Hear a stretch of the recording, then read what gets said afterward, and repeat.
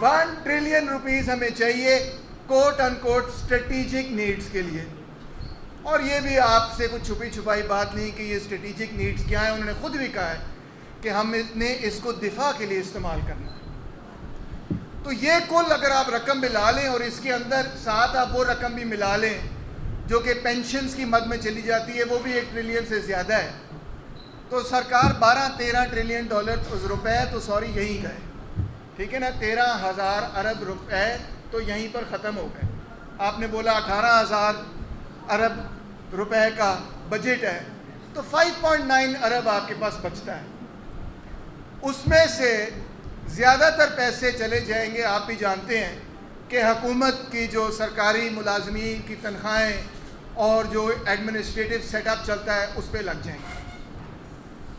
वो बजट जो कि आवाम की फलाह बहबूद पे इस्तेमाल हो सके, वेलफेयर पे इस्तेमाल हो सके।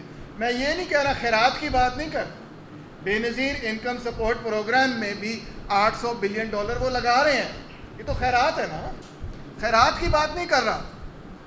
मैं बात कर रहा हूँ उस बजट की कि जिससे मुल्क की इकोनॉमी स्टिमुलेट होती है, डेवलप होती है, बढ़ती है, आगे बढ़ती है, उसका अंदाज़ा लगाएं कि क्या है।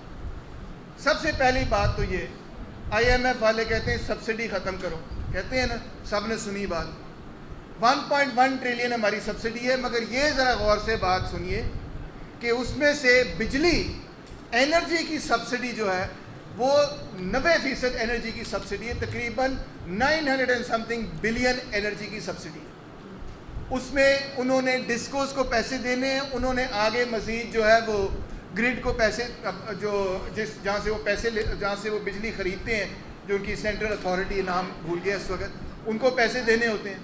उनको इतने पैसे क्यों देने होते हैं? क्योंकि उन्होंने पीछे IPP से बिजली, महंगी बिजली ख़रीदनी होती है। अरबों रुपया IPPs वाले कमा रहे हैं और वहाँ उठा के फिर दुबई ले जाते हैं, वहाँ पे अच्छी अच्छी प्रॉपर्टी ख़रीद लेते हैं। इन्वेस्ट नहीं कर रहे हैं, यहाँ पे इन्वेस्ट नहीं कर रहे हैं। अब हुकूमत ने ये कहा है कि हमने बहुत सारी टैक्स रिलीफ भी दी है, मगर दिलचस्प बात यह है कि हाँ, उन्होंने स्लैब्स तब्दील किए हैं, कुछ टैक्स रिलीफ भी है, ज़्यादातर टैक्स रिलीफ अमीरों के लिए। रियल एस्टेट सेक्टर में बहुत सारी रिलीफ दी उन्होंने, सुपर टैक्स को कम किया है।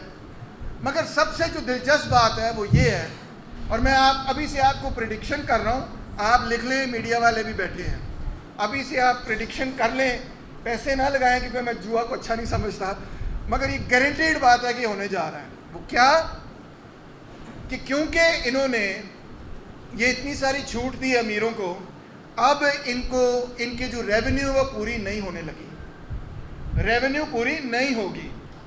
इन्होंने क्या करना है कि इन्होंने basically PDL, petroleum, PLD, petroleum जो लेवी है उस पर जो टैक्स लग रहा इस वक्त आ रहा है वो 1000 करोड़ रुपए से ज़्यादा है, सॉरी करोड़ कह रहा हूँ, अरब से ज़्यादा है, यानी 1 ट्रिलियन से ज़्यादा है।